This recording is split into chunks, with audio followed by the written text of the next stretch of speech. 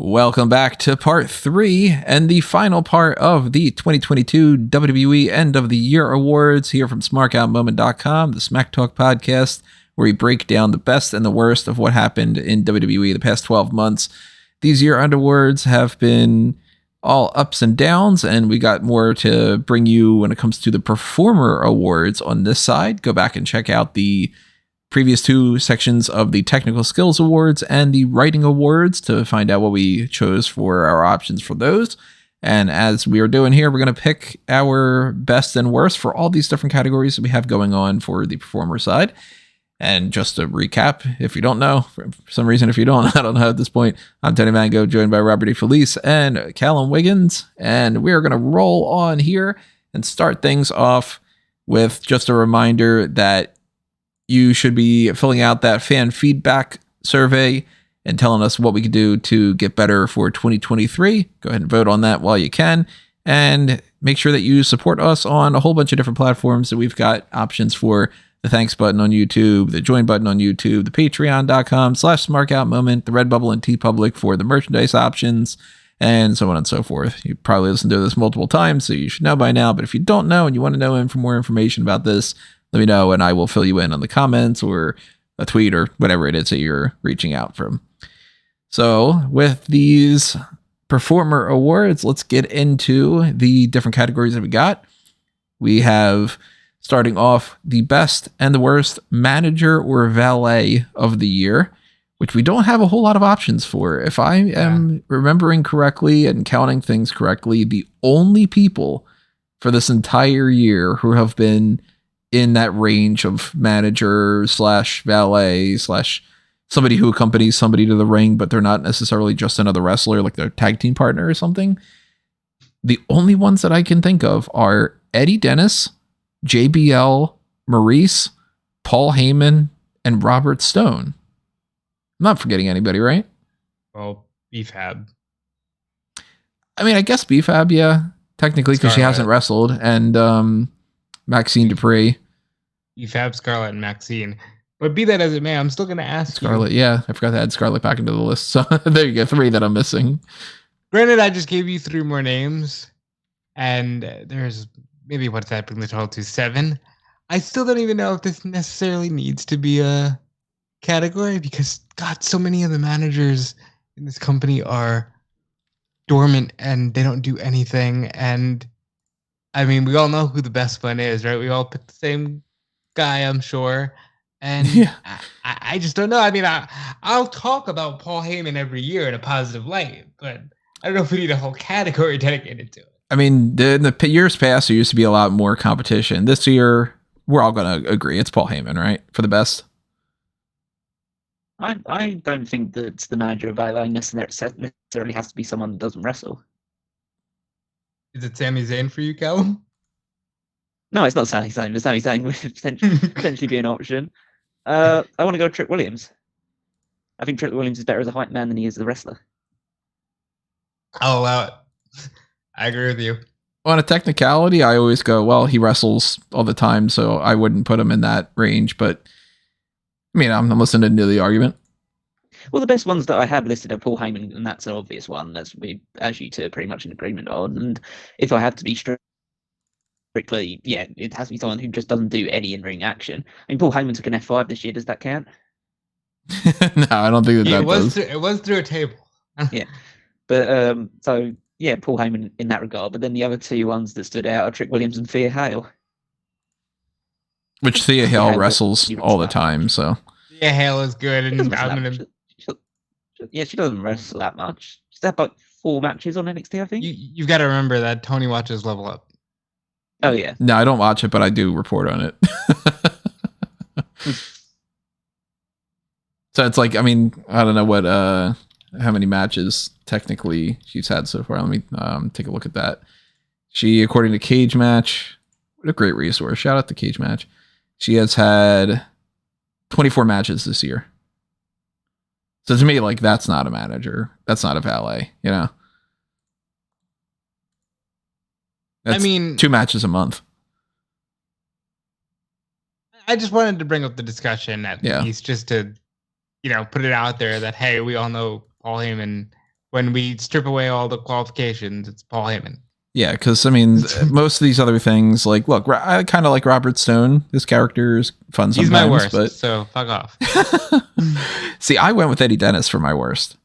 Well, nobody gives a fuck about NXT UK, so I don't care if you went with Eddie Dennis. But see, that's exactly why nobody gives a fuck about it. So it's like, at least Robert Stone has some fun moments here and there. Eddie Dennis not only was boring and flat as a manager, but his team disbanded and beat the crap out of him, and then everybody got fired. So there's no positives when it comes to Eddie Dennis.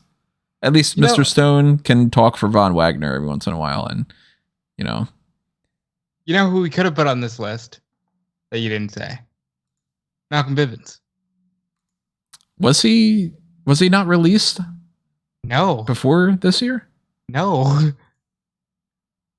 I thought that he had gotten released at like the tail end of last year. He got released in like what, February, March? Those things? Oh yeah, I guess he is on the list of that. So yeah, technically speaking, he would be available for this. But and I mean, he's a strong candidate because basically they didn't allow him to do shit in Diamond Mine. So that's on the company though, and I'm not gonna chastise him. I'm gonna say Robert Stone's my worst, and here's why. I guess I can't call him Robert Stone. It's Mr. Stone. Here's why. His clients do nothing. They win nothing. He had Maxine Dupree. I'm forgetting her other name at the moment, but Sophie Cromwell. He had Cromwell for a while, and she did more to hype up Von Wagner every come Tuesday than Robert Stone ever did. He's a fun character in the sense that like I like watching him, get tossed around, but he doesn't do enough to warrant being like still around. When I think half of his clients in the past have been released as it is. So like I'm gonna go with him being the worst because they do nothing with him. Oh, and you brought up Malcolm Bivens, technically also Hachiman.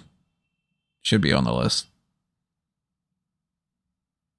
So you go with Mr. Stone. I go with Eddie Dennis. Who do you got for your worst, Callum? Probably wanted to give it to MVP. He's another one. Because he severely downgraded this year and chose the wrong. Yeah, absolutely. MVP. He went with. MVP, yeah, I got to add him to the list too. I forgot about that. He barely has wrestled, if any times at all. So he should be on that. But the choice is Maxine Dupree, because even as like Sophia Cromwell or as Maxine Dupree, she really doesn't do anything that a manager or valet is supposed to do. I mean, she looks good, but she's not a great talker. She's the valet / manager / agent, however you want to review it, for the most embarrassing tag team on SmackDown. And before that, all she was kind of really doing was standing in the crowd when Bob Wagner was wrestling. Yeah, and pointing. But yeah, I don't see what value she adds to any of the acts she's involved with. I did watch, I forget what they called it. It was like Making It Maximum or something. Yeah, that YouTube thing. I watched that for a few minutes and I was like, okay, well, maybe they've got some character work here that'd be great. And it sucks. So, I mean, she is on that list of people that, look, I'm not wishing anybody. Her name right, please. Can you say her name right? Can you put the emphasis where it needs to be? Does she have that? No, I don't actually watch enough of the segments to know what the emphasis you're talking about is. Oh, well, that's unfortunate because you have to emphasize the zine in Maxine. That's right. Maxine. I don't wish anybody to be fired, and unless it's like some kind of real bad situation, of course, but I got a feeling she's probably going to be one of those people that the next time that they are looking for cuts, that they'll probably be like, look, all right, she hasn't stepped in the ring a single time. Maximum Male Models it has potential to be some kind of fun here and there, but I personally would rather see them bring back somebody like Tyler Breeze and make him the manager than to go with somebody who realistically she's got a ceiling that she's probably already reached. Let's put it that way. Yeah, the manager and the valet one is one of those awards that over the years there has been less and less options for that, and maybe by the end of 2023, we might end up having so little options that it might just be like, okay, what's the point of doing this award? Maybe that'll be the change that happens next year. One of the major changes that I've done over the past set of awards for this time around, I kind of just figured we can combine a lot of the broadcast things together, because we did reach a point where now we only have 3 ring announcers. So do we really need a separate award for Alicia Taylor, Mike Roman, Samantha Irvin? Francesca Brown's not there anymore, and if they do anybody on the house shows, we don't see them. So I don't think we need a best backstage interviewer, best panel analysis, best ring announcer, etc. We're lumping them all together as broadcast correspondent. Now, you can give your best and worst to somebody on any of those spectrums. The only separate thing is commentary, because I do think that that is still different enough, and we have a lot more options for that. So under the worst for that, broadcast correspondent, I had 2 in mind, and I ended up deciding that the runner-up would be Jackie Redmond, because ultimately Jackie Redmond is kind of just there. She's not really doing anything that's standing out. I can't tell you what her personality is quite yet. There's only one person in this company that is allowed to show personality in this role. There's not too many people that still at this point, even with Triple H in charge, that are able to do too much with what they're doing. But we'll talk about the best when it comes to those. I only really had one person in mind for the worst, outside of potentially giving to Jackie, but a few weeks ago, my decision was kind of made for me a little bit. It's Katsali. Because as somebody who is brought on to be an interviewer type and a host for WWE Now in Spanish, and to do house show kind of hype up the crowd type stuff, one of the only things on your job is to not screw that up. And she did the whole thing with that random YouTube guy that's a friend of hers or whatever, and decided not to ask people ahead of time if it would be a cool idea. So that could have been a big security problem. Who knows what this dude would have done if he could have stepped in the ring and done something or whatever. You don't do that kind of stuff and then expect to walk away with your job still intact. And, when it comes to people like Jimena Sanchez and I don't know how to pronounce his name, Albastaki from Waluja, I don't know anything about them, so I can't really be that person's the worst or whatever. I don't know.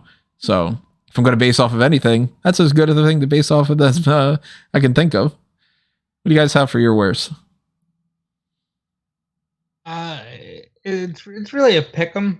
I mean, honestly, they're kind of ineffective all the way around, right?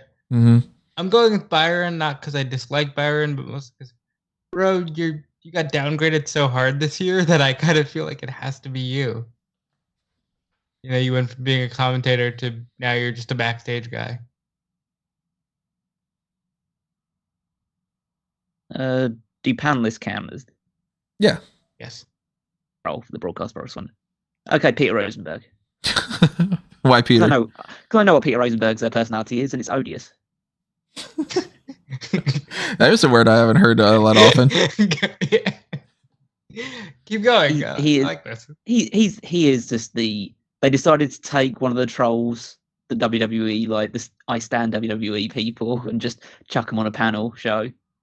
Gave him some sort of platform. He's he is just a very unlikable human being. Oh my god! I kind of like Peter on the panel. Well, birds of a feather and all that. Maybe I see some of myself in him. I don't know. On the best side, I had 5 options, so my 4 runner-ups. Major shout out to Scott Stanford. What a company man, punch in, punch out, does the job and never has an issue type guy. He's got a great voice. He knows what he's doing. He's this guy was made to be a news anchor, essentially. And he doesn't get anywhere near as much credit as he deserves. So I always tempted to put him in there, but more bombastic personalities pay a little bit more attention to. So you guys might disagree with me on this, but another one of my runner-ups is Sam Roberts. I like how he is kind of antagonistic in a lot of ways. And I have a lot of fun watching him with Ryan Papola, who's not on my list as well. And I'm kind of 50-50 on this between these two, because the other one from that group that I currently have down as my best is Matt Camp. Matt Camp is like a historian. He's fun to listen to when he's doing his panel type stuff. He seems to be really passionate. He seems to be a guy that gets along with people and all that. He just kind of like checks off all the boxes of like great employee and everything. But I am tempted to bump the runner up that I currently had into possibly either a tie or maybe even just above Matt Camp, which is Mackenzie Mitchell. Mackenzie is easily the best backstage interviewer by far. She's got the most personality, and we're recording this on December 14th, everybody. So, you know, as we said in the previous recording from yesterday, who knows what things change over the course of when you're hearing this. Mandy Rose, of course, happened like this, but even last night, we had more of her showing a personality with her interactions with Javier Bernal, where she's like, you know, I try to stay unbiased, but I'm rooting for Ricky Manjiro in this match and everything. And that's what I want to see more of. So I really, really like Mackenzie as an interviewer, to the point that when she's doing an interview, I would rather listen to those interviews than I would anything that they put on Raw or SmackDown, because I know that at least she can have like a little bit of banter. So that's not to crap on your Kathy Kelly or Kayla Braxton or Kelly Kincaid. My God, all the names are very similar, aren't they? Kathy Kelly, Kayla Braxton, Kelly Kincaid, Kevin Patrick, Mackenzie Mitchell, Megan Moore, and Maria Menounos. Like, it's just K's and M's. That's all we're doing here. You know, I mean, like, I like Kathy Kelly and all that. Kayla's fun, but it's either going to be a Matt Camp or Mackenzie Mitchell for me. And I might actually just go ahead and say that they're tied for different roles. What about you guys? Mackenzie Mitchell. And the only runner-up I would have is Kayla, because again, you're allowed to show personality when you work with the bloodline, and Kayla is no exception. But Mackenzie Mitchell is just a human being. And fucking imagine that. It's not like looking off to the screen. She pitches it back to Vic and Wade or Vic and Booker. She pitches it to commercial. She's interacting with Javier Bernal, and at this point, if he becomes anything, he's going to have to credit some of that to his work with Mackenzie. It's so refreshing. And I was really hoping that's what we would see on the main roster. And we haven't quite yet. We haven't seen it at all. And they're just still so bland and just terrible. And Mackenzie Mitchell is so full of life. So Mackenzie Mitchell. Yep. Vic Wade, back to you. Exactly. Yeah, I'd go with Mackenzie Mitchell. She's got a very likable personality, like the opposite of Pete Rosenberg, in fact, in pretty much every single capacity. But yeah, she's very engaging. She's connecting well with she's interacting well with the talent. Like, she's not just, you know, Mike Stand, who the camera pans away from, and they just feel like they need to have someone there asking a pointless question. But she actually gets involved. She's a lot more fun. And yeah, there's a few people in there, like Kathy Kelly and Kayla Braxton do have those qualities as well. But I feel it was more consistently shown by Mackenzie throughout the year. So we got another trifecta vote. That's awesome. We are going to move on here to the commentator spots, but as a reminder, we want to know what you guys have to say for your pick. So be sure, as we're going along here, to catalog what you think are the best and the worst options and drop them in the comments below. So on the commentary side of things, our options are, as far as like every show that I'm aware of, and the only thing I can think of is maybe I'm missing somebody on main event or so, but I think it's Andy Shepard, Booker T, Byron Saxton, Corey Graves, Jimmy Smith, Kevin Patrick, Michael Cole, Nigel McGuinness, Pat McAfee, Sudu Shah, Vic Joseph, and Wade Barrett. Again, maybe I am forgetting one other person here and there or something, but I highly doubt that those people would necessarily get picked for any of that. And on the worst side of things, there were three people that I was debating about. One being Sudu Shah, just because the one or two times that I had heard him, I just wasn't impressed. The other two being Kevin Patrick. I don't think he's strong enough to be the lead voice of Monday Night Raw by any means. We've had numerous weeks now I was willing to give him a little bit of the benefit of the doubt, but I'm missing that presence of someone else. There's been plenty of other people that have been in that spot that I think have done a better job, like Tom Phillips, for instance, or, Vic does a better job for that. And Michael Cole, of course, different things here and there. I am very tempted, though, to potentially not give it to Kevin Patrick and instead to give it to Booker T. Because even though Booker T is fun as all hell to listen to, the only reason he's fun is because he's terrible. This guy is actively doing things like when Dijak pops up and he's just like, who? And you're like, oh, that just kind of killed some of that momentum there, Book. Yeah, I have the same thing where I said Booker, but he makes me laugh, so it's hard. But if I was objective, it's Booker T. The only other person I would consider giving it to is Sudu Shah, just because he did that one episode of NXT and disappeared back to Level Up Land. But it's Booker. I like him a lot. He made me laugh last night when he was like, no, the New Day talking about how Kofi's a 15-time champion, and Booker T's just going, no, he's not. I got one more. I got 16. And it's stupid, and you kind of want him to shut up, but it's at least making you laugh. So we'll talk about AEW in a little bit, but Taz, man, he's WWE's Taz.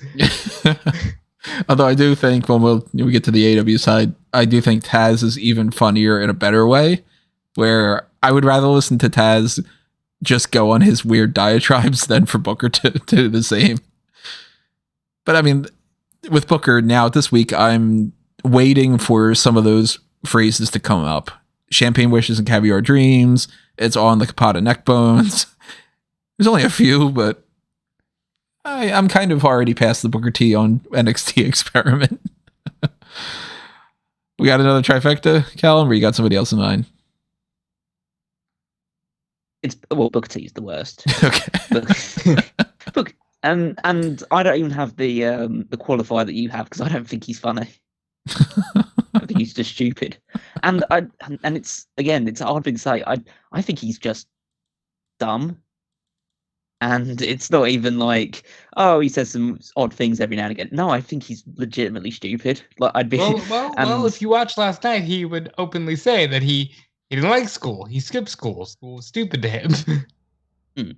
Yeah, it comes across like that as well. The only other one that I had in close contention is Corey Graves, because I've never been a fan of Corey, and I don't think that he's ever since he's come up to the main roster, he just completely has lost all. Like he's gone way too like snarky heel, and it doesn't have the same like charm that it had when he was in NXT. He's just a bit too like you try and be Jerry Lawler, but you're not Jerry Lawler. Yeah, that kind of attitude. But yeah, Booker is really bad at his job. I think even comparing him to Taz is unfair. On actually, the Taz can be that kind of goofy, have those funny tangents, but at the heart, he's also a really good commentator that knows moves and actually commentates on the matches as well. So then, over on the best side of things, my secondary, or well, I guess bronze medal runner-up is what this would be, because I'm kind of leaning more towards a tie on this one. Wade Barrett was in contention for this, but once he came up to SmackDown, I think he's kind of lost a little bit of his edge. So he kind of got overtaken by my two other picks. And I don't know if I would go more one or the other. I am leaning more towards one, but in my mind, it's Michael Cole and Pat McAfee. And it's just a matter of, do I go with Cole because he is the play-by-play guy, he is the one that's still around, and he's the one that like was able to finally level up in the way that we know that he's been, but now that he doesn't have Vince screaming in his ear, it's a lot better? Or do I go with the color commentary guy that gave him a boost by being his fun co-anchor and everything? Pat McAfee is a ton of fun to listen to. Cole is a rock holding everything down. In a good way. Like, you know, not like, oh, you're dragging it down. Like, no, he's the anchor, I should say. A news anchor. And if I had to pick between the two instead of having a runner-up combo tie sort of deal, then I'd go Michael Cole. Cole was my runner-up because I think he needs to be praised for his consistency, and he's gotten better since Vince has left. But it's Vic Joseph, because Vic Joseph is good and consistent and has never been bad, whether he's working with Beth or Booker or Wade, Nigel. Vic is good, and he's the best part of NXT, is that the commentary isn't groaning.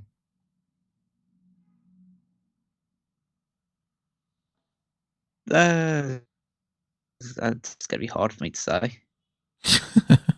You gotta. Yeah, Michael Cole wins this one because You might want to say that again. You still are cutting out with your internet connection, so we didn't get a full. Okay, you want to hear it in full. Michael Cole wins. Michael Cole wins the best one and that is fully just due to the fact that he's no longer got Vince in his ear, and he can actually, he clearly has the experience and he has the talent. It's just that he was always hemmed back by a 70-year-old senile man shouting into his ear for 3 hours every episode of Raw or 2 hours on SmackDown.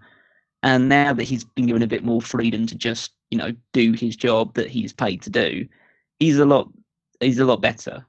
So I think every time, pretty much post SummerSlam, that's pretty much, Michael Cole's been doing a really good job. So I can give it to him with a greater degree of confidence this time. Yes, it was Vince holding him back the whole time. Congratulations to Michael Cole. I'd like to really hammer it home that was hard for Callum, and I'm glad to see Michael Cole get it. It took a while, but it finally came around to it.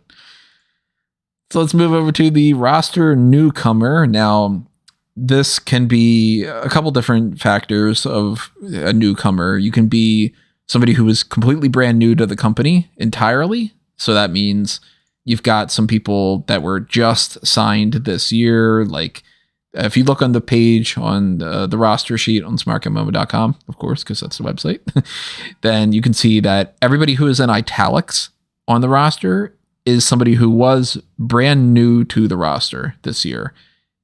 Whether they popped up at the very last second, like some of the Performance Center crew that we don't even know what their names are going to end up being, which I highly doubt that anybody would pick. Like nobody's going to be like, it's Tiller Bucktrot, which sounds like it's already a name that they would have made, but no, that's his real name.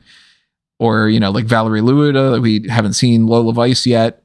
She's brand new to the roster, but technically speaking, I guess she would be eligible for this. Or it could be people that have been in the mix and maybe they've gotten a completely brand new character that's being treated as if it's not the same person. So this year it doesn't apply, but like Wendy Chu last year was an option for that. This year, there is one person who is going to potentially win one of these for that. But on the main roster, I mean, we have a separate category that we're going to get to of main roster call-up, so that doesn't constitute. But even somebody like Logan Paul, for instance, is an option on here. So keep in mind all the different options that goes along with that. Under the worst, the couple options that I have right now are Ezekiel, because they did treat that as if that was a separate person and not just Elias. So being a little bit kitschy on that, but yeah, technically speaking. Gable Steveson is also in the mix for this because they signed him previously, but he still has not wrestled a single match. So I'm counting him as a newcomer because he's just not ever doing anything. So he is also on my list of worst because he's still not doing anything. And that's just like, you should have got off the pot already. Eliza Alexander is another option. She came into NXT UK. She didn't impress me in the slightest bit, wrestled a couple matches, and then got released. They didn't even really officially put her on the website, so that's pretty bad. My two main options, though, my major runner-up for this is Maxine Dupree / Sophia Cromwell. For the reasons that we've said before, she hasn't wrestled anything whatsoever, as far as I'm aware, not even on like a live show. So I don't even know if they've actually brought her in to be a wrestler or if they're quite literally paying her to be a manager. But if they are paying her to be a manager, I don't think that it's necessarily going all that well. But I think I got to go Scripps. So my runner-up would be Ezekiel. Absolutely, Ezekiel was the stupidest thing that happened in the main roster. The answer is scripts. Now, last night, we did the previous 2 awards, and we've ragged on Scripps quite a bit. Last night, Scripps popped back up, and he solidified that he is a heel by attacking Ike Manjiro. Didn't really help him. It's not like that's going to go, okay. So, credit to Reggie. Let's drop the facade. Credit to Reggie for the move that he did, because Ike Manjiro was celebrating, and he came out of fucking nowhere and threw him to the ground. But, looks cool when you can't see the, trampoline or whatever he's bouncing off Yeah. of. But, he still looks like shit. Come on, get a mask that fits your face. I'm not saying that this is going to be the worst gimmick ever, but you can do better than this. You're a big company. Do better. It's awful. I mean, you say they can do better, but did you see Eva Valkyrie's or Lyra Valkyria's entrance? The Storm Cloud thing? Yeah. Yeah, that was kind of bad. But there are options. You've already mentioned Ezekiel. That's a pretty bad one. But at least Kevin Owens somewhat made that entertaining. The other ones they had under worse, outside of Scripps, because Scripps is an obvious choice, and maybe the one they ended up going with. The other 2 are Big Body Harvey for now, which is I'm kind of okay with Harvey because they're leaning into the fact that he's a loser. So I like him. I like him a lot. I mean, that's fine if you're just going to have him as a lower card heel jobber. That's totally fine. And then the other one is Quincy Elliott. Quincy was one of the ones that I almost went with on my list. Yeah, he's odd, and I'm not saying that just because of his personality. The personality, actually, I have no problem with. It's the wrestling and the look. The fact that he is just so, he looks like Viscera in terms of his body proportions, and that's not really something that you want to aspire to. I think there's nothing wrong with being like a bigger guy in the ring, but it's like, that kind of shape makes it feel like it's a little bit like you shouldn't be doing any sort of physical activity. Mm-hmm. That kind of look. But yeah, I'll go with Scripps because Scripps, the debut was weak, and I think it's almost confirmed it for me, because when he did come back on the latest episode of NXT and attack Ike Manjiro, the fact they hadn't done anything to sort out the mask or change the look a little bit based on the reaction that he first got gives me an indication they don't really give a fuck about how this looks, or it's intentionally bad, and either way, that's not good. Yeah, it's not like they're in a situation like the Viking experience where the next episode they were already changed to the Viking Raiders. They have to know that the results from the first debut of Scripps went from this is interesting, who is this character, to what the fuck? And for them to not change it up, and the only thing that they've really done has been he attacks Ike Manjiro. Yeah, it does kind of give off the impression that it's like they ultimately don't really care. And it's so weird too, because it's like, how is this guy, this flippy, smaller luchador mask wearing, gimmicky kind of guy, how is he not a tag team member with Axiom or something at least, He's going to be his rival. Will you just let it happen? They're going to be the really bad Batman and Joker. It's going to be great. So excited to see it when it happens. But I'm so glad we're unified on Scripps. Fuck this gimmick. The theme of this year seems to be, we are all in agreement, pro Sami Zayn, anti Scripps. More than anything, that's what we're agreeing on. It's funny. Now, on the best side of things, I'm sure that this will make you happy, Callum. My runner-up is Damon Kemp. I know you're a big fan of him.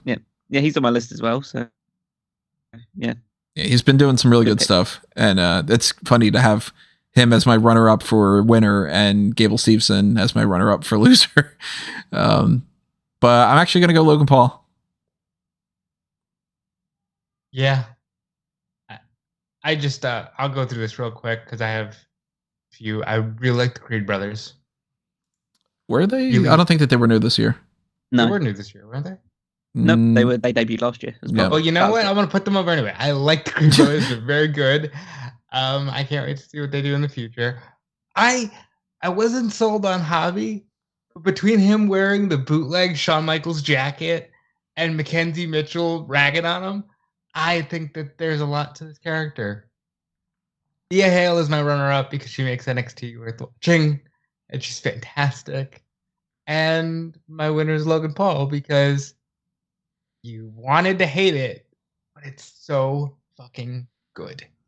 It's so good. It fits perfectly. And Logan Paul is the best. For anybody who's wondering, the only people on the main roster that are brand new are Ezekiel, if you count him, and Gable Stevenson, if you count him. I'm not constituting like Dakota Kai returning as new because, you know, she was on the company for before. Maxine Dupree does count though. But the NXT side are Bronco Nima, Bryson Montana, Channing Stacks Lorenzo, Damon Kemp, Hank Walker, Javier Bernal, Lucian Prince, Miles Bourne, Quincy Elliott, Scripps, Tank Ledger, Ava Rain, Brooklyn Barlow, Giovanna Bernio, Jakara Jackson, Kiana James. I forgot that she was new this year. Nikita Lyons, Roxanne Perez, Sol Ruka, Tatum Paxley, Thea Hale, and the Performance Center crew. And then you've got people that actually had been released. Damaris Griffin, Tiger Tehran is technically a new character. Troy Donovan, who had been released. Angel Hayes, Eliza Alexander, Mila Milani, Mila Grace, Raylan Devine, and Vish Kenya. Oh, and Sloane Jacobs. So that's what we're working with here. But Callum, who do you got for your best? I'm surprised Rob didn't go for Thea Hale. I was runner-up for you, basically, right? Well, yeah, that was my runner-up. Logan's too good. I forgot about Logan Paul, about this one for the newcomer, just because it's like the celebrity involvement aspect of it. And I mean, realistically, he made an appearance in WWE last year. Mm-hmm. I know he. This year they announced that he had been signed. That's why I'm counting it. Oh yeah, I mean, I totally understand it, and it's totally valid reason. But if you're going for more just a permanent, like just active member of the roster, then I'm going to go Roxanne Perez. I think she's incredibly talented. She is I think that she is one of the best wrestlers on the NXT Women's division, despite her young age. And while I get the criticisms that maybe people are expecting more from her or she's being bigged up a bit too much, I still think that she has a lot of potential moving forward. And now she's and she ended the year as NXT Women's Champion, which is a lot more to be said from the other newcomers. I don't know if any of the newcomers actually won titles this year. Well, technically, we don't know for sure if she's ending the year as champion. All right. Well, she won a title this year. Yeah, most likely she is. I mean, you never know. I mean, I didn't think Mandy Rose was going to lose the title last night and then get released, but realistically speaking, Roxanne Perez's Roxy's fan account. Right. Yeah. But no, I mean, she's obviously got some of the biggest reasons to be called potentially the best newcomer because she, like you said, I mean, becoming top of the division, winning the Iron Survivor Challenge on top of that too. Like, yeah, accolade wise, she probably has the best out of everybody. She gonna be your one to watch for 2023? Well, no, she's already won the title. I don't go that way. She can win the title on Raw or SmackDown. Yeah, but I kind of got burned last year by making Tiffany Stratton one of my ones to watch. It's true. And that was just disappointing. I don't want to make. I think that as soon as you're either like a top champion in NXT, or like actually like a champion in the main roster, I'm not interested in the one to watch aspect. You've already been watched. One to continue watching. Yeah. So let's move to kind of a flip side, other version of this in some ways because they're not new, but they are refreshed in some ways, and that's the main roster call up. People that have been part of the NXT system and they finally get moved over to Raw or SmackDown at some point for this year. And on the roster list, you can see those are in gold with a little asterisk next to them. So the options we have to pick from are Dexter Lumis, Johnny Gargano, Tommaso Ciampa, Candice LeRae, Dakota Kai, Io Sky, Butch. Oddly enough, yeah, this year, Butch popping up. Cruz del Toro, Giovanni Vinci, Gunther, Joaquin Wilde, LA Knight / Max Dupree, Ludwig Kaiser, Santos Escobar, Solo Sikoa, Maxine Dupree, Raquel Rodriguez, and Scarlett. Those are the only options. Anybody else had been still in the NXT system or was part of Raw or SmackDown prior to that. So my runner-up for the worst is Scarlett, because she hasn't done anything, like, at all. But my winner is Maxine Dupree, because she has done a few things, and they're not good. So they're in the same boat, though, of they're just there for valet purposes. And honestly, I think if you lose Scarlett, Karrion Kross doesn't lose too much at this point, as much as we were saying before. Like, you got to have her part of the package. I don't know. I kind of don't think she really helps that much. Outside of the entrance, what else is she doing? And if you lose Maxine Dupree, as I already said, bring in Tyler Breeze. He'd do a better job. Who's your worst? So I'll go with, well, the ones that for worse for me, even though, as you rightly said, both Scarlett and Maxine Dupree have been pretty much ineffectual. The ones that I class as worst are the ones that have had a good time in NXT and then have come up and it's just been terrible, or like significantly worse at the very least. And for that, I have 5 people to choose from, which are Dexter Lumis, Johnny Gargano, Candice LeRae. Funny enough, 3 members of the Way that have come or the Way or the extended family, all bad. Tommaso Ciampa and Raquel Rodriguez.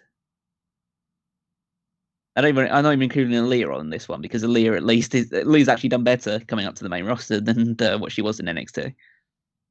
And she actually was brought up last year. Oh yeah, it was last year. Yeah, she was in Star Series last year, right? Oh yeah, why is she not good? Like, that's a whole question. That was such a roundabout, trying to be nice way of saying. I wasn't trying to be nice. Okay. I think the most disappointing one is probably, it's either Ciampa or Gargano, just because they were so pivotal in NXT, and especially with Triple H coming in. I think it's been a bit unfortunate with Triple H coming in at the timing he did, with Ciampa then getting injured. It means that we haven't been able to see him break out, and so the only thing we've seen him do on the main roster is be the Miz's accomplice. But I would probably lean towards Johnny Gargano, because even though it's only been a few months since he returned, the fact that he has done nothing except get involved in this Miz Dexter Lumis feud and essentially be a third wheel for that is really disappointing for a guy who was the heart and soul of NXT for such a long time. Yeah, I get that. And Ciampa and Gargano are on my list because they're not tearing the house down like you thought they would. I do want to give a special shout out to Scarlett, who I think, like Gargano and Candice, you need to say, while it might be a little underwhelming, hey, you weren't with the company last year, and this is a good thing. Back. My worst is probably Maxine, but I would also like to say, I guess Hit Row got called up last year. I'm going to take the chance anyway. I have not liked a lot of Hit Row. It's been a little underwhelming for me. If Hit Row was an option for it, because they did get called up last year, so that's why I didn't count them. If they were on the table, they could have very easily even been above Maxine for me. Not digging them. We'll talk about them in a little bit, though. We got another award coming up. Yeah, so I'm going to go with Maxine. But I also feel like there's a role for her. They just haven't found it yet. Is there any kind of spot on the roster that involves pointing? Well, no, she actually has a clothing line. So the gimmick kind of fits. She does Like have her herself? Like yeah. I don't know what her Yeah. real name is. I actually assume it's Sophia Cromwell, but yes, her herself has a clothing line. It's a women's clothing line, but it does exist. Mackenzie Mitchell has modeled, and I think that there's a way to incorporate that. And I think that for as much as we talk about, divas and this and that, there's a role for that. And I think that there's a role for Maxine. It's just not doing this silly gimmick that everybody was saddled with. So her name is Sydney, and then I don't know how to pronounce her. It's Zmrzel. Zimmerzel? I don't know, but apparently she was the cheerleader for the Phoenix Suns and the Los Angeles Rams. So she's got athletic background. I don't know why they haven't at all done anything with her whatsoever. So I went with Maxine Dupree. You went with did you go with Maxine? Dupree. And what was yours, Callum? You went with Ciampa? Johnny Gargano. On the best side of things, I think we had a couple people though that actually did pretty well overall. Runner up for me, I've got Solo Sikoa as a runner up. I think he's been in a good spot. He's not trying to overextend his reach, and they're not pushing him too hard where he's going to fail. He's just kind of working his way up the system and all. I do have Dakota Kai and Io Sky as my runner-ups, despite the fact that they've won 2 championships, because those championships are shit. So they don't really matter. It's like saying, hey, Nikki Cross won however many championships in her career. Yeah, but how many of them were the 24/7 title? The only one that really mattered was the tag team thing when she did at the time, and the Raw Women's Championship, which she ended up dropping immediately. So it doesn't have the same weight to it. Dakota Kai and Io Sky are great, but they have not done a great job with damage control in the grand scheme. So I got to go with Imperium, actually. That group is, if you have to limit it to just one, it's Gunther, because he is the Intercontinental Champion. But Imperium is awesome. They are great in the ring. They've got great presence. Still wish that they had their old theme song, because it's so much better. Dvorak's New Day or New Year or whatever it's called. Maybe it's not New Day or New Year. Maybe I'm forgetting what that is. I know it's Dvorak though. But the group presence is there. You got the accolade in the Intercontinental Championship. You got great matches. What else are you asking for? So I'm going with Samantha Irving's favorite team to announce. If you ever listen to her, she gets so into Giovanni Vinci and Gunther and everything. I give her so much credit. That girl is at least trying. Yeah. And not a lot of people are. It's New World, by the way. I looked it up. I was like, New Day, New Year. It's New World. Yeah, she's actually fun to listen to when she starts doing those things. Imperium and Gunther in particular is up there. Special shout out to LA Knight for getting there. Because for a minute there, it seemed like they were just going to drop him when they brought in Maxine and all that. And, LA is a little older, so it's nice that he got there. The winner here, and there's no contest for me, it's Solo. He's like the missing piece of the bloodline. He works so well as just, okay, yeah, I'm with the Usos, but I'm the one that's just going to fuck you up.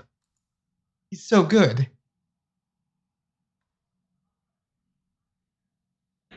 I think it's in agreement with Tony. I'm going with Imperium as of this one, and that's primarily Gunther. Gunther's been a great Intercontinental Champion, and he had 2 absolute bangers with Sheamus this year. And he's had other great matches. He's had great matches with Ray, as I mentioned beforehand, over the Intercontinental title. The match that he won the title from Ricochet was really good as well. I'm sure they'll have another good rematch when they do that one. And yeah, I absolutely adore Gunther. He's one of my favourite wrestlers in the world. And I've already said that Marcel Bartel and Giovanni Vinci don't get the credit that they're due for being like one of the best tag teams in WWE, because unfortunately nobody can be a top tag team in WWE except for the Usos right now.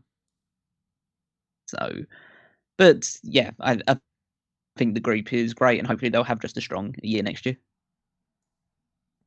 Yeah, if they keep doing what they're doing, I see no reason why they couldn't. And Gunther may be in line for a really, really important match at WrestleMania this year, according to some of these reports that are coming out there. It might be Gunther against Brock Lesnar.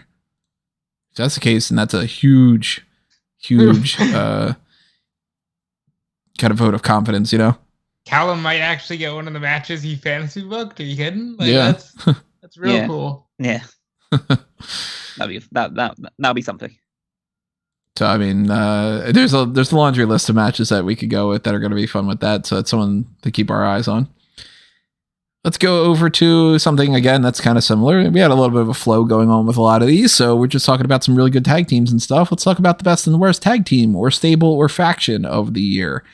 And that, of course, has a whole separate list on smarkoutmoment.com of everything that I've been able to keep track of, whether it comes to people that have been released or tag teams that have split up. So you got options like Apollo Crews and Commander Aziz that you could pick from because they were a tag team for this year. Wasn't that long, but they still were.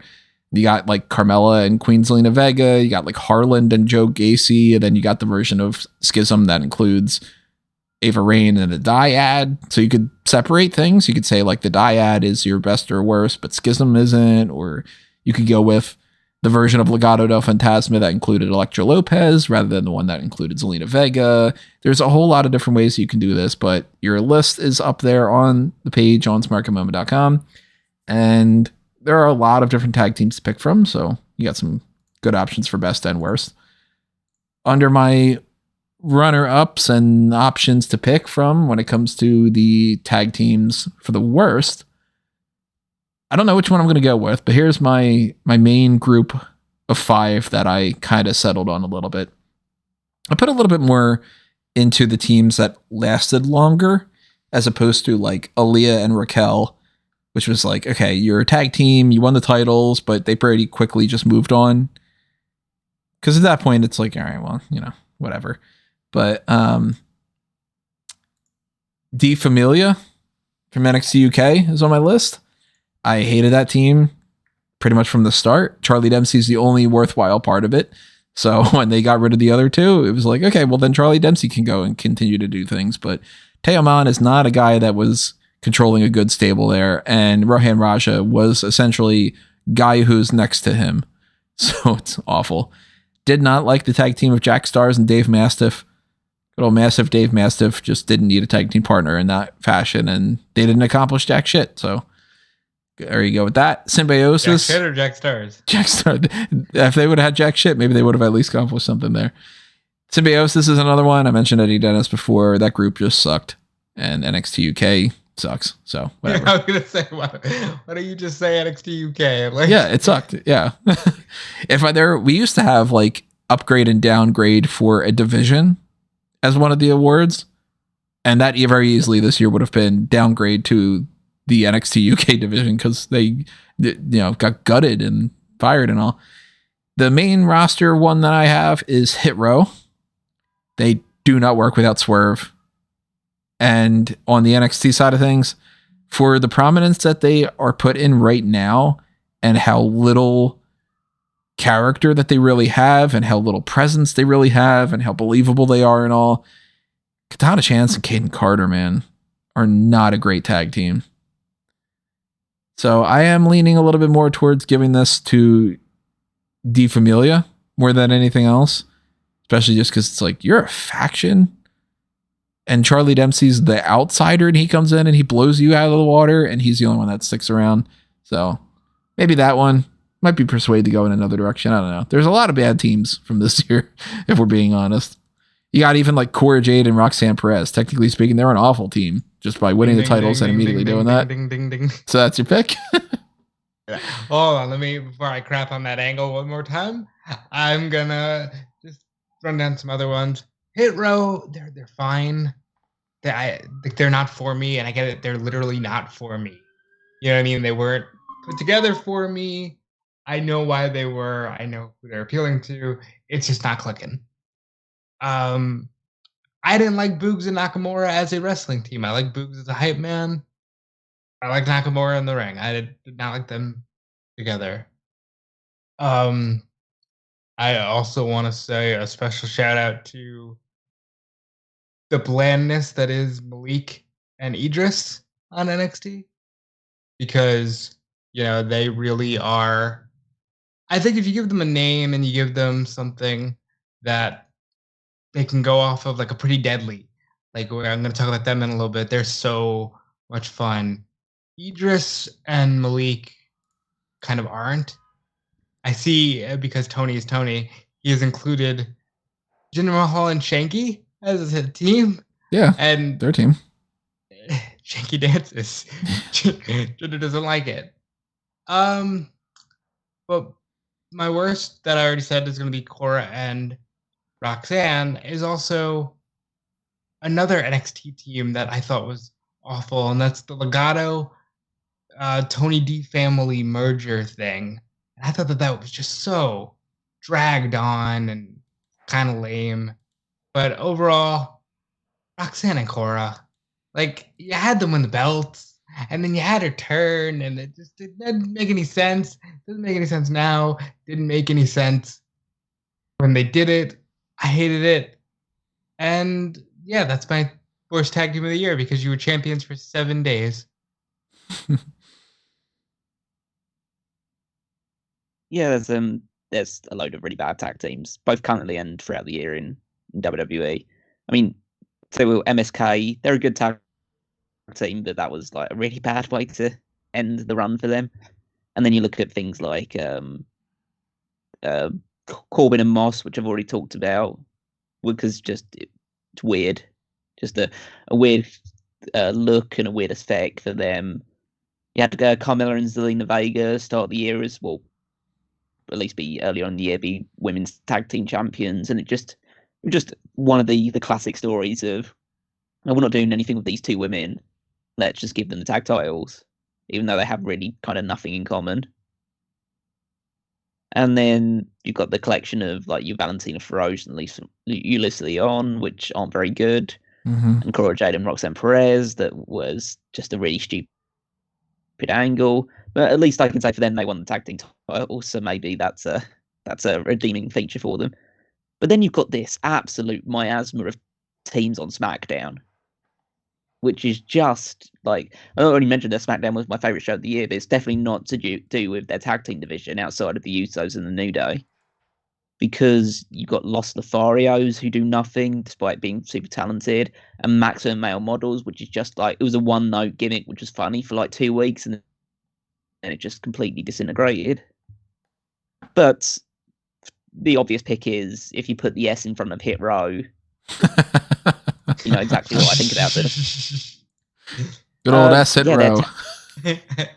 They're awful. Like, I think Top Dollar is one of the worst wrestlers that I've ever seen. But he's one of the worst wrestlers going right now, and thinks that he's so good as well.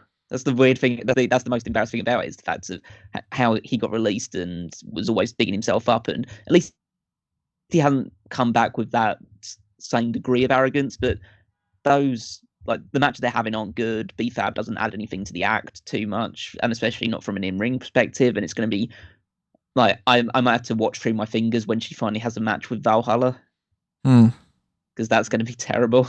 I mean, they didn't do the Maximum Male Models Hit Row thing. That didn't become Maxine against BFAB, so they might not do the Valhalla one either. Yeah. And then I think that, but I think that Hit Row has just been an absolute and utter disappointment since returning.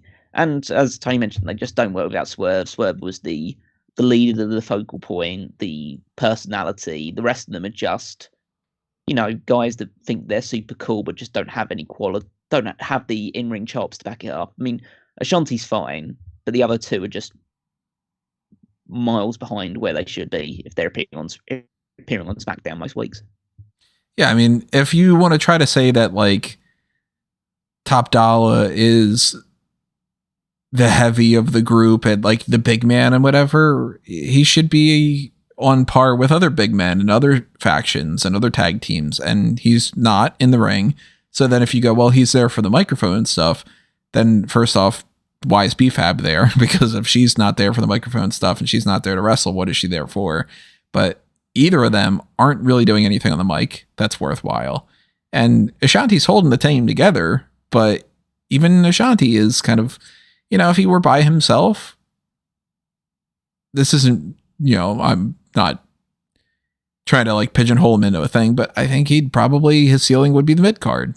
And we're going to talk about it on the hot tags this week. It'll have already been out by the time that you guys are listening to this, because this is coming up after we already end up recording the hot tags. But, we've got a report that we'll be talking about when it comes to Triple H potentially not feeling like a lot of the people that he's signed have been like, maybe you are a little bit underwhelming and all. And I got to assume that Hit Row is definitely in that list based off of what they've done. Good tag teams, though. Shout out to, at the beginning of the year, RK Bro, everything fell apart. So, for over half the year, they haven't been a tag team, and that's because of Randy Orton's injury, so I can't really give them that. I definitely want to shout out a runner-up of Chase University. Bodie Hayward was fun with Thea Hale and Andre Chase. They get rid of Bodie Hayward, they put in Duke Hudson, and I've been enjoying that a lot too. So major kudos to them. But it's the Bloodline. It is, in fact, the Bloodline, and asterisk saying you could very easily just say the Usos, but it's the Bloodline, and they had such a good year, which thank God, because they entered the year, and Callum talked about this in another part, where it was like, I hope this doesn't get boring and stale very quickly, and now it's the most entertaining thing on all of WWE main roster TV. They're so good. Yeah, it's obviously the Bloodline. The Bloodline are the best thing on TV right now. And a big part of that is just the Usos. The quality of the tag team matches are great. And then you have Roman at the top of it, who's such a confident talker and has such a swagger about him. And then Sami Zayn is just the pure entertainment value. Has added so much and injected so much life into it. So accepting, as we all have, that the Bloodline are the best thing going right now on WWE, we might as well talk about some of the other good ones as well. You've already mentioned some. Chase University, I'm a big fan of, but Alpha Academy had a really good year. I think they showed a lot more personality this year. You had the Brawling Brutes. They're super fun, like them and Imperium, because they spent so much time feuding with each other, so they're both done really well. And RK Bro was still RK Bro at the start of the year before it all went downhill with Randy getting injured. I think the current iteration of Judgment Day is good. I think they have a good dynamic going. Yeah, if there was an award for just specifically most improved team, it'd be them. Because, God. But I would say that if the Bloodline weren't an option, or you were just trying to go for just strictly a tag team, and again, you wouldn't choose the Usos, because the Usos would definitely be up there as well. But I think it's Pretty Deadly. I think Pretty Deadly are so entertaining. They are so good. They have such great skits, and they have such great charisma, and they're brilliant heels, and they have good matches. And yeah, I think that they were one of the shining lights of NXT, both just NXT 2.0 and like the new iteration of NXT. I think that I would like to see them on the main roster. I'd say I'd like to see them on the main roster, but they need to be on the main roster at a point in time where they can win tag team titles. Yeah, that's true. Yeah, because you got a lot of teams that are rock solid, and Street Profits are always great. I think Legado is at a spot where if they had two sets of tag team titles, Legado would be a great choice to potentially be tag team champions. New Day, of course, always amazing. But yeah, Imperium too. I mean, Imperium is one of the best stables that they've got. So lots of good teams this year.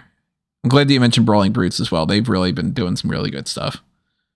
But you put them all up against the Bloodline, it's hard to not pick the Bloodline, Let's go to heels, and then eventually baby faces. Then we'll start getting into male, female, and overall superstars of the year to round this out. Best and worst heels are self-explanatory. I don't think I really need to explain that, really. Villains. So the only thing that really differentiates this is, do you go for your least favorite, ones that you just haven't been enjoying watching, or do you go for more of the, they're the worst heel because people don't boo them enough types? So you might want to specify if you go one way or the other. I tend to go a little bit more for my least favorite, or the ones that I think accomplished the least, or were like the least valuable based off of what they're potentially getting paid on that kind of scale. Of course, we don't know exactly how everybody's getting paid, but why is this person still on the roster types and all. I got a lot of runner-ups, and I haven't quite decided on what my actual pick is going to be. So here are the options I'm working with. Judgment Day. Despite the fact that what Callum's talking about and Rob's talking about, I still think that they aren't really doing all that great in the grand scheme. They're not going to be my pick. They're more on that runner-up side, but they are a team that I haven't been enjoying as much as I think I should, at the very least. Dewdrop. Pretty terrible heel with this whole Dewdrop character. She's better than that. Max Dupree / Maxine Dupree / Maximum Male Models, although I think that Marseille and Mansois are better at it than Max and Maxine. So, yeah, kind of keep that in mind. Shotzi as a heel, terrible this year. It's babyface. Not really that much better, but we'll talk about that. Natalia is always kind of a blah heel to me. Lacey Evans with the whole situation that they had going on at the beginning of the year with trying to push her in that way. I already mentioned Symbiosis. I already mentioned De Familia outside of Charlie Dempsey. And Harland and the whole idea of Schism. But it's mostly the Harland part of that. Although I do think that Joe Gacy is overrated. So I'm working with those. And there might even be some other ones that I'm not remembering. Who you guys have? Well, I took the approach of you're a shit heel if they don't want to boo you. And when you just go there, the answer is Sami Zayn, who nobody wants to boo, and probably the worst heel because he should be the best babyface. And I agree with what you're saying about names like the Judgment Day and, Dewdrop, who's a bland heel. There's plenty of bland heels. Madcap Moss was a bland heel. Arguably Baron Corbin is as well. But I think just taking the idea that a heel is supposed to be hated, the answer is Sami Zayn, who is beloved. I sometimes go down that route when I'm thinking about like best and worst heels, but I have like a bit of a mix because I've mainly gone with people that I just think aren't super effective in the role of heel, and not because they're getting cheered as a babyface, just because I think they've just been bad performers this year, or again, bad performance is subjective, but it's like ones that I haven't enjoyed, and it's like Maximum Male Models because they're just so ineffective as they pose no threat, and it's a one note gimmick. Karrion Kross, I think, is just a big disappointment. I just don't think he has what other people see in him to be a potential top star. The Miz, and I know I rag on The Miz a lot, but this stuff with Dexter Lumis is just awful. And I don't know, get to the point like Miz deserves better than that. He does deserve better than this. And he could actually carry a really good story with some people, but he's just been stuck in this for the vast majority of the year. And then before that, it was all the Ciampa and Logan Paul stuff. And then right at the start of the year, it was like, again, and I just reiterate at this point, you only have so much time left with Edge, and you're wasting part of it with having him feud with The Miz and Maurice. I co-sign that statement so much, if only because, man, they really wasted Edge. But I think the one, again, and this is a name that will come up quite a lot between now and the end of this on the unfortunately negative side of things, it's Ronda Rousey. She's definitely somebody that I haven't been enjoying, yeah. Like, it's been so painful to watch a lot of her stuff pretty much since turning heel, even before that as well. She's so wooden on the microphone, and when she's not wooden, she's cringeworthy. And yeah, her matches haven't been good. There's just so much about her which just is a lot of go away heat for me, and I think it's go away heat for a lot of people as well, because there is a lot of talent in the women's division that just isn't utilized to its full potential. And Ronda, of course, has name value, and you're going to and any company will be wise to use that at least at the start. But the fact that she is just like treading water. It feels like makes it seem like a lot of women that will be willing to do a lot more and give a lot more aren't being utilized because somebody who has a name but doesn't seem to be giving the effort is in that position. Then yeah, it's not working for me. So she's a bad heel because I don't actually have a reaction of, oh, I want to boo this person, I want to see them lose.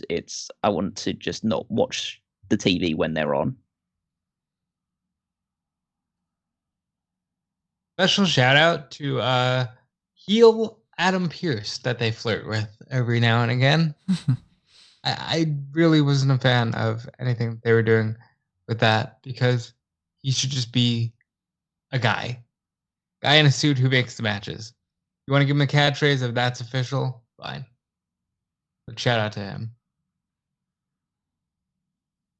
So is your ultimate pick? Mine? Sami Zayn. For you're going for like the least effective rather than least favorite? Yeah, he's not a heel. Like, nobody's booing this man. I think if I went on like least effective, I mean, it's hard to argue against the idea of Sami Zayn because he is getting cheered and everything. But if I go more for least favorite or the act that I enjoyed the least, or, you know, on that kind of spectrum, it's hard for me to separate the NXT UK stuff that I would sit there and watch a little bit of, like the Teoman and Rohan Raja stuff and the Symbiosis and all.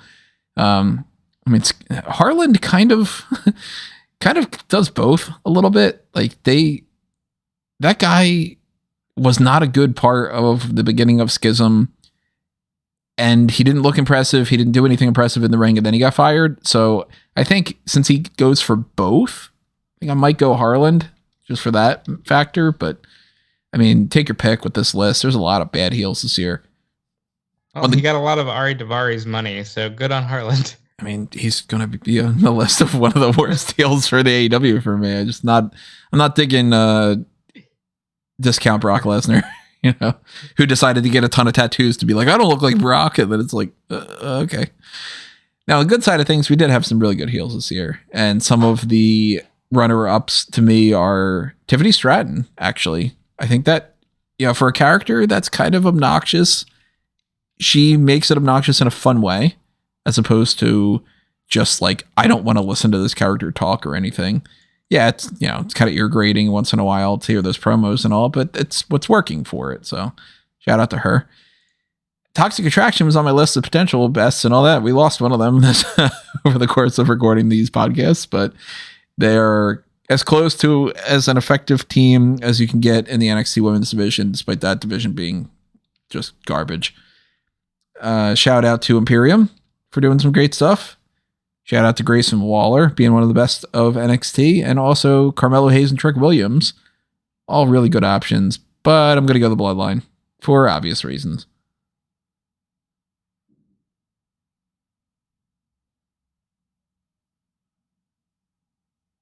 No, there are options for the options for the best heel. I mean, the Bloodline stands out, but as Robert's pointed out, the Bloodline gets cheered a lot.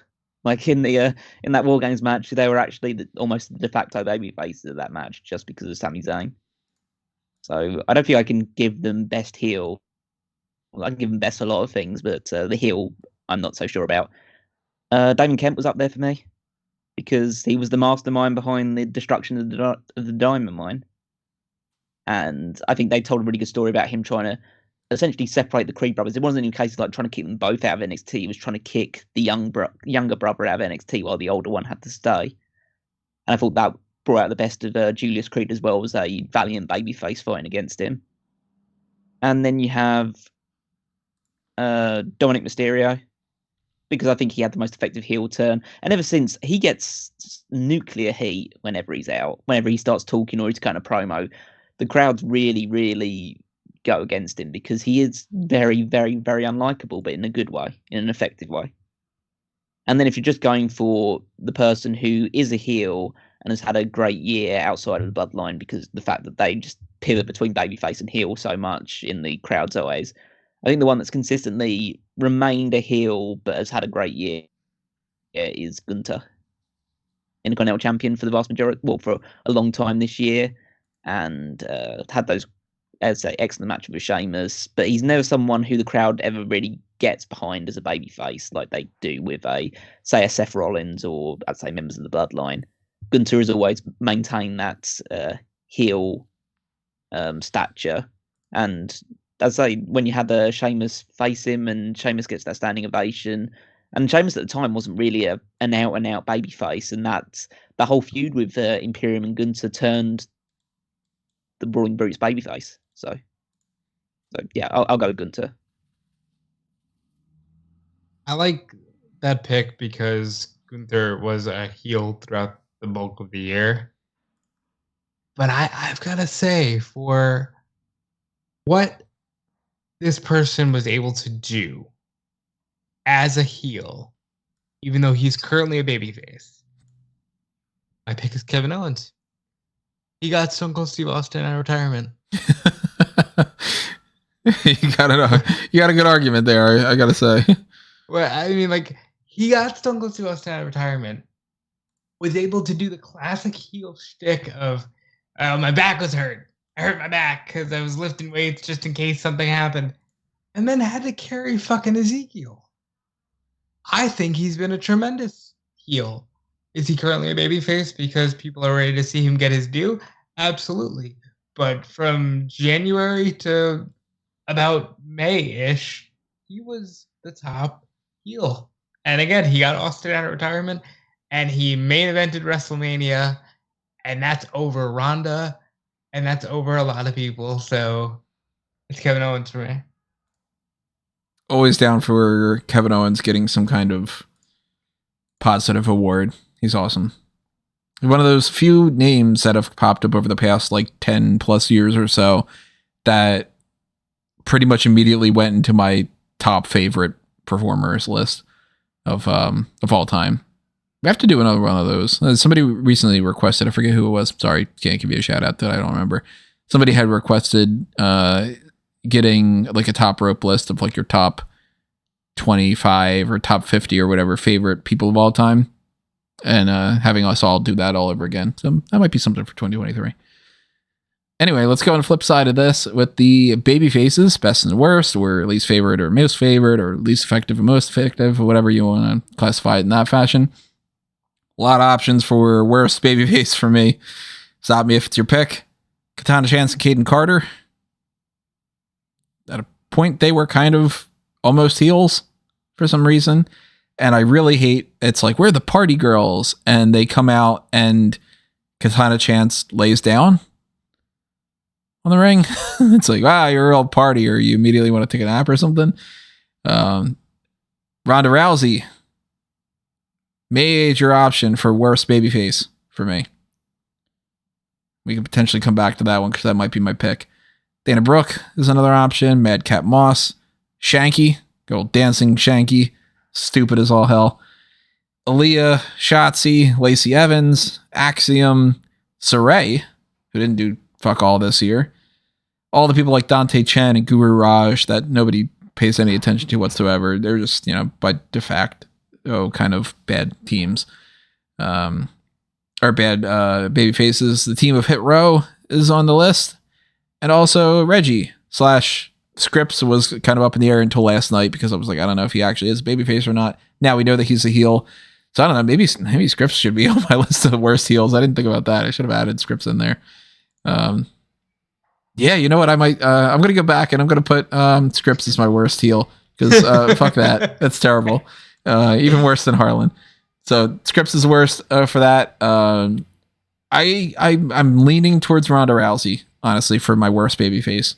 Because she came into the Royal Rumble and it just sucked all the wind out for me. I'm just like, fuck. They're going to do the Charlotte Flair, Becky Lynch shit. I don't want 2 years worth of this. And every promo she cuts is bad. Every time she's talking about whether it's like I'm the biggest badass on the roster or trying to crack a joke or something, it never works. And I think she's better as a heel than she is a babyface, but I don't even really enjoy her heel act all that much, so that's saying a lot. So right now I'm leaning towards worst babyface of the year, Ronda Rousey. Callum, stop me if you agree with me. It's Dominic Mysterio for Worst Babyface. He was babyface for way too long. It was awful. It's so much better now that he's a whiny little heel. But they had this guy just as a babyface with his dad too long. And the Judgment Day thing dragged out because of it. So for me, it's this guy because nobody wanted to cheer him. There's still people who, even though I think he's getting better personally, are just like, I can't wait till I never have to watch this guy wrestle ever again. You know, like, and they tried to push him as this wholesome baby face for so long. That's it for me. It's definitely a very good option, as is Ronda Rousey. And I've had similar names that Tony's mentioned, like Shotzi and Saray and Hit Row. I think Braun Strowman deserves a mention here because he pretty much turned himself against his a lot of his locker room by some of his tweets that he put out there. He's just trying to control his narrative. Callum, please. Again, I just think Wendy Chu is like to be a legitimate like fan of Wendy Chu feels like it would be a source of embarrassment. Because like, why would you support someone who's just going around in a onesie? Well, I think the worst is Lacey Evans because they brought her back with these whole vignettes about her being like the strong woman, the mother, the Marine, all of this stuff. And then they there was like a few moments in those vignettes where she would say something that's slightly heelish or that could be slightly misconstrued. It struck me as like, okay, this is Kurt Angle vibes from when he debuted of like, it's all about him being an American hero and a great athlete and all this stuff. But then he's saying it in such a condescending way that he's actually going to be a heel. But then they bring Lacey Evans in and she tries to be a babyface. And the crowd don't respond because they've never really gotten behind Lacey Evans as a babyface. And they try and do that for a little while and it goes for a couple of months and it's stop and start because she is like in and out of the company at that, well, not in and out of the company, but like she's in and out of action during that period. And then eventually it just gets to the point where she doesn't get cheered and she just starts coming out and saying like, I'm going to give you another chance to cheer me when I come out. And she's doing all that stuff instead. And so she eventually has to turn heel. And now she's nowhere again. So she's a really confusing character in terms of where her alignments are. But when they tried to push her as a babyface earlier this year, it failed spectacularly. Solid pick. Can't disagree. Let's go to the best, though. And here are a couple options. At the beginning of the year, Matt Riddle was definitely in contention for this. I think he kind of fell off a little bit there. I don't know if I would rank one higher than the other, but Bianca Belair and Liv Morgan were in my list for best babyface. Ultimately not going to pick them, but they are... I ranked one higher than the other, but we'll get to it. Is one of them your pick to win? Yeah, Bianca.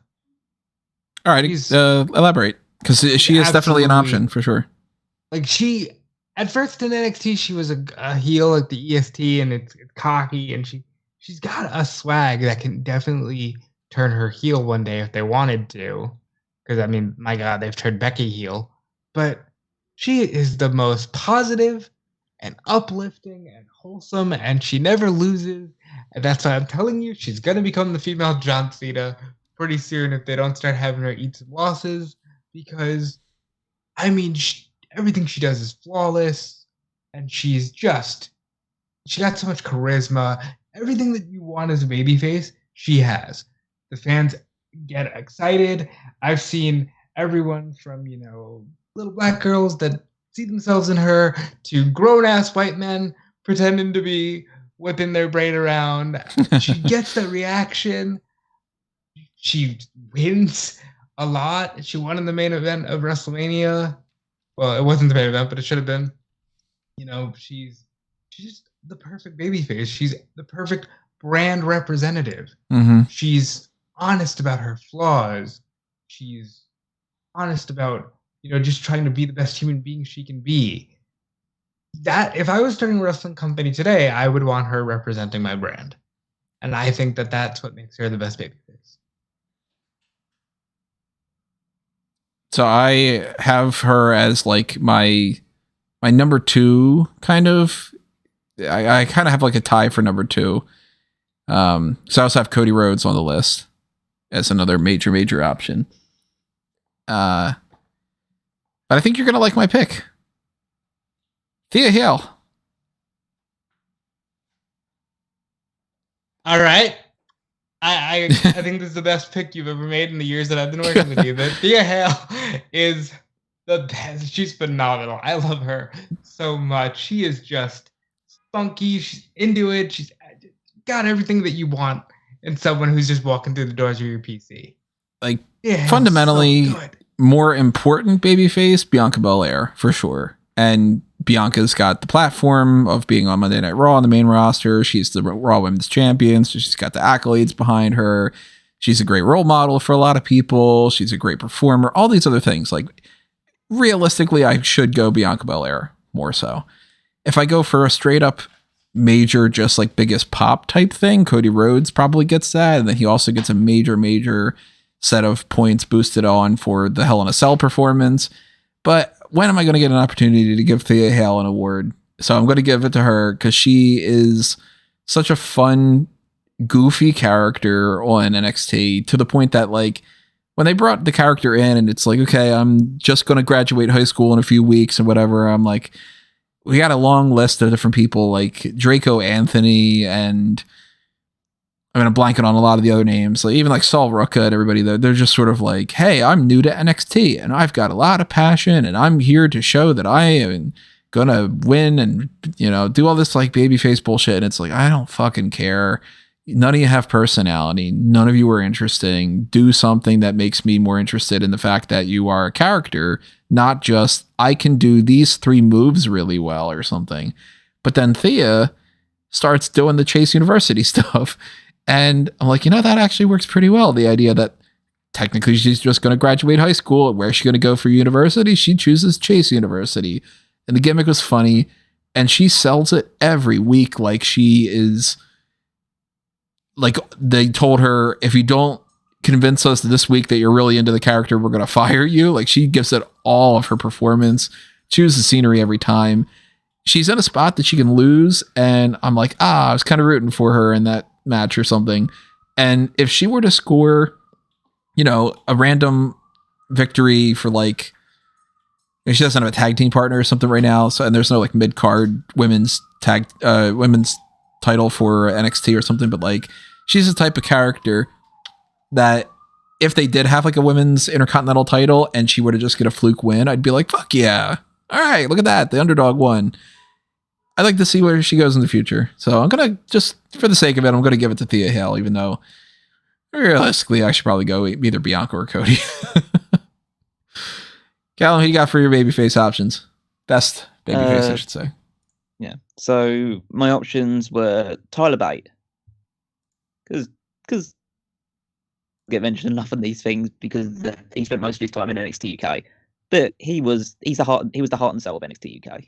And for the longest period of time, and he be their final champion. He had that big feud with the blow off with Trent Seven after their years teaming together, and then he comes up and I think outshines Bron Breakker in their match. But obviously, Bron Breakker is the future of NXT and arguably the future of WWE as well. So they would end up protecting him. I think Sheamus this year. Like everyone's now just like, we have to appreciate this guy. Like, no matter what you thought about this guy in the past, in terms of he may have been overpushed or he got pushed because he was Triple H's workout buddy. Everyone now just like, this guy's great, and we need to give him his flowers. There's the obvious choices, and 2 that are most likely to win from me are Bianca and Cody, because, well, as Rob said, everything about Bianca is true, and Cody came in and he's already like a darling in this fandom's eye, especially a certain group which I've mentioned a few times who are very anti the other company, and to see one of their biggest stars and the founding fathers of that promotion come over to WWE instantly made him one of their saviors almost. But there is also the option that I've been toying around with, which is Randy Orton. And Randy hasn't been around a lot this year, But you had that segment of him celebrating 20 years of being in WWE, and it's kind of at that moment. And I've always known that Randy's super popular because like the RKO is such a big move, and even when they have tried to turn him heel for extended periods in the past, he does always end up becoming a babyface again because the crowd just gets super into him. But I think that's where it just crystallized to me just how big a star he is in the eyes of WWE fans. Just how huge he is. Like, you obviously Cena eclipses him, and you have like Lesnar and people like that, but due to his longevity in WWE and the fact that he's never wavered and he's never left, there's a reverence towards Randy Orton that a lot of other superstars just can't like live up to. But it's just the fact that he's the guy that it's just pure wrestling for him. Like, he's never entertained the idea of going anywhere else. The only time that he has ever entertained the idea of going anywhere else is, well, the first time for AEW just to get more money, which was a very smart move by him. And then, if he almost got kicked out of the company all those years ago for violations, but he's obviously in a better place now. And then you could also make an argument for Stone Cold Steve Austin, because Stone Cold Steve Austin wrestled this year. Yeah, I completely forgot about potentially adding him in there. Austin. And he is Stone Cold Steve Austin. But just for, I think that Rob is right that it should be Bianca. She was the standard bearer all year. I'd say she is what John Cena was, and I hope that she doesn't become what John Cena became, which is a very super polarizing figure who is babyface in all attitudes, but besides the crowd reaction. And I don't think that'll happen to her because she has a bit more charisma and she's a better wrestler than Cena was. But I think that she just did everything right this year in terms of just being an ambassador for the brand and being a top champion. Yeah, Bianca is. Yeah, she's a generational talent. So now we get into the nitty gritty and we're going to kind of combine these a little bit because we've figured out over the past few years that it's, the discussion points kind of overlap.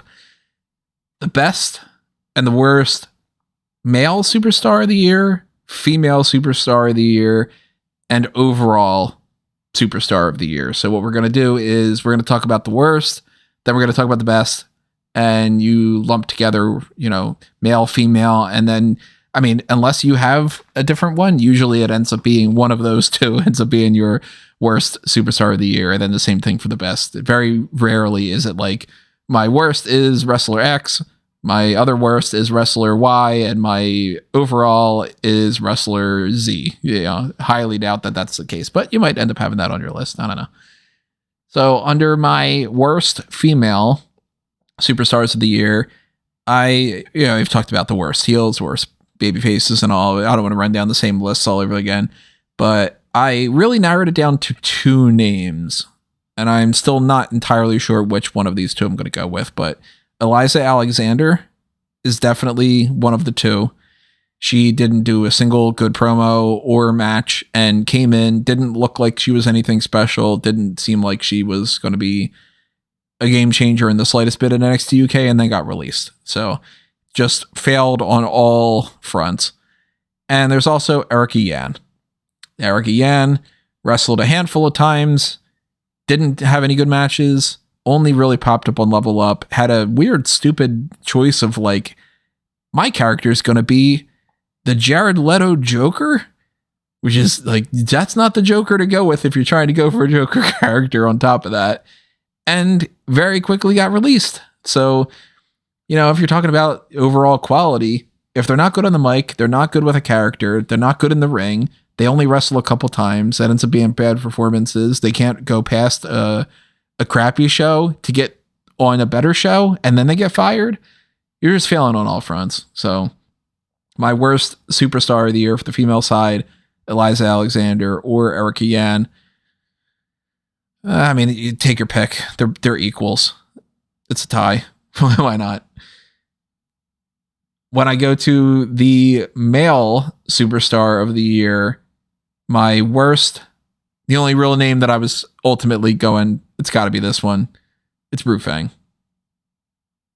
And my overall worst superstar of the year is Ru Feng for all the reasons. Who wants to go next? That's not where I saw that going at all. Really? Who did you think I was going to pick? Not Ru Fang. I didn't think you were going to waste breath on Ru Fang. Exactly why the reason, though. Why would somebody waste breath on a guy? Well, that's because he's that bad. You know, he accomplished jack shit. He popped up a few times and they're like, hey, look at him. He's tall. And it's like, not that tall compared to some of the other people. And he looked like he didn't know where he was. Then he got his ass kicked and got fired. Jesus. Okay. I'll make it really quick. I feel like we've crapped on this person enough. My worst female is Lash Legend. I don't want to explain it. It just is.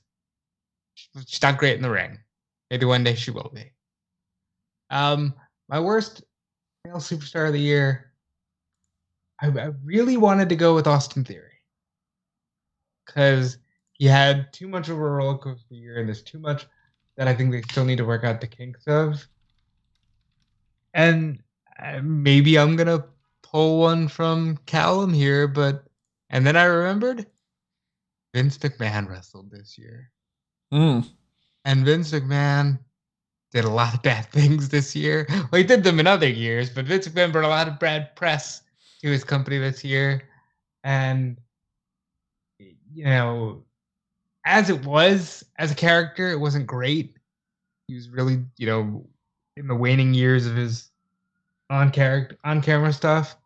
And then when you factor in the blase Pat McAfee thing, nearly botching the Austin thing, and nearly he botched else, just everything else. Well, Austin saved it because he's Austin.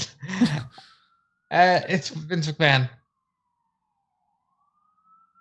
That's our overall worst superstar. Yeah. Because realistically, nobody to me was egregiously bad enough that everyone in that company is kind of in this weird place of like just sort of on even ground. Nobody's really doing great stuff outside of Bianca, Becky, and Seth and the Bloodline. Like, I don't even want to fully count Cody because unfortunately Cody got hurt when he did. You know, maybe if he had a full year, I would have went with him for best. But it's Vince, because let's be real, when are you going to get a chance to talk about it ever again? Very soon, if the reports or anything to go by. Oh, I'm being hopeful.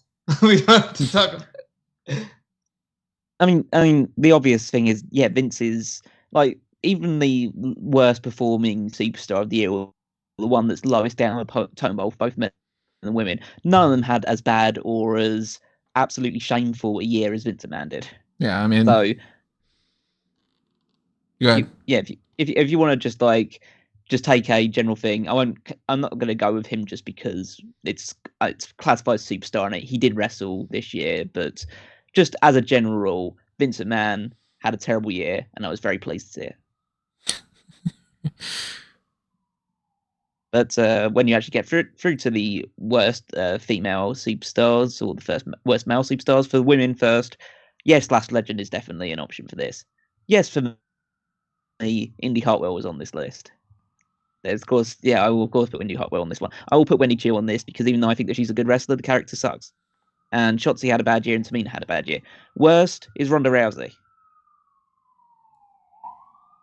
You're not going to hear an argument against it from me. Because it's just so disappointing and so much lower down, and so she's so bad on the mic, and she's gotten worse in the ring. Everything surrounding her has been just a miasma of disappointment and cringe. And even though like Lash Legend is a lot worse in the ring, Wendy Chu has a much worse like overall character and gimmick. Just Ronda in general was just it just didn't work. Worst male superstar, few options. Dexter Lumis and The Miz, just because they've been feuding with each other and it's been awful. Scripps, because he scripts. Why have you who mentioned Scripps as one of the worst ones of the year. Scripps is, he's got to be on that runner-up list. Fucking, if he's right behind Vince McMahon because he's Scripps, and fuck Scripps. But then I'm gonna go also have Top Dollar and Karrion Kross because they're just disappointing. They're probably the ones that are on that rumored list of people that Triple H is super disappointed about coming that returned since part of his former crew in NXT. But I think that the worst male superstar is Zion Quinn. I just don't think he, for someone who they do occasionally, like you say what you were about Ru Feng, and Ru Feng isn't very good, but they seem to recognise that and so don't put him on TV a lot. They keep trying with Zion Quinn and it just never works. And then if you have him jobbing out pretty easily to Tony D'Angelo in a match on NXT, you probably know that your number is up pretty soon. And again, don't want to wish for anybody to get released, but I just don't see. He just doesn't seem to offer anything from a charisma or in-ring perspective. Yes, he has the look, and that's probably the only reason why he's been kept around for as long as he has. And then overall worst superstar of the year is Ronda Rousey. Because even though she's better in the ring than Zhang Quinn, the fact that she has been such a overwhelming letdown from what her first run in the company was, I think that she merits that award. So our ultimate picks for worst are Vince McMahon from Rob's side, and he gets the male, and the female was, who was your pick? Lash Legend. For Callum, the female is Ronda. Overall is Ronda. Male is Scripps? Zion Quinn. Or Zion Quinn, that's right. Mine being Eric Yan / Eliza Alexander, Ru Feng, and Ru Feng. It's about the best, though. End on a good note. And we got a couple different options that we've mentioned, the heels and babyface lists and everything. Again, we've talked about these ad nauseum, so we don't need to repeat why for most of them. But my ultimate pick for best female superstar of the year is Bianca Belair, for all the reasons that we've said. She's been Raw Women's Champion. She has been at the top of the line. She's had great matches, even though some of the feuds have fallen a little bit short. And I think that this damage control thing, somehow they did exactly the same thing that they did with Bayley last time, where they were just like, it's Bayley, Bianca, rinse and repeat, rinse and repeat, rinse and repeat, rinse and repeat, rinse and repeat. And you're like, Jesus Christ, can you fucking move on from this? My God. Even though that is definitely something that I can ding Belair's overall score on, it's not like she has any control over that, and she is working with the same amount of stuff over and over, so you can't really be like, well, if she would have cut a better promo or whatever. No, she's pretty much just going to go out there and do the same thing again. But she does have a lot of great things that offsets that. So Bianca Belair, best female superstar. I don't even know if there's anybody that really comes all that much closer. You guys have any other options for Bianca? Than Bianca for best female? Well, no, it's Bianca. I shout out to Mandy, who did do the best work of her career, but that wasn't the highest bar to clear. And then the only other person I would suggest would be Becky Lynch. But my best female of the year would be Bianca Belair for all the reasons I mentioned as best babyface, and just because she held it down, man.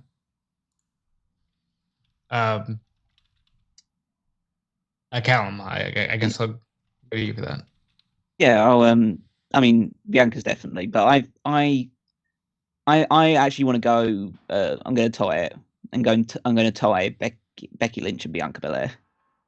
I think that they both brought out the best in each other, but in the period that Becky Lynch was the women's champion, she was one of the best things on Raw, and then Bianca Belair becomes champion, and she's still one of the best things on Raw.